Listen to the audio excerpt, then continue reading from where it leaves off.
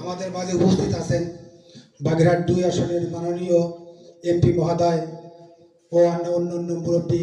আসসালামু আলাইকুম। আমাদের বাবুরহাট বাজারের যে বণিক কল্যাণ ট্রাস্টের পক্ষ থেকে কয়েকটি আবেদন আমি এমপি মহোদয়ের কাছে উপস্থাপন করছি। সর্বপ্রথম বাবুরহাট বাজারে ৩ কোণায় ৩টি বর্জ্য পরিত্যাগ ট্যাঙ্কি। ২ নম্বরে পর্যাপ্ত পরিমাণ ব্যবস্থা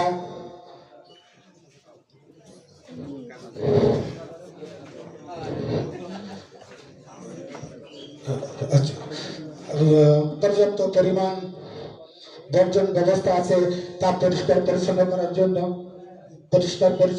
জন্য আমাদের একটি 3টে ট্যাঙ্কির প্রয়োজন।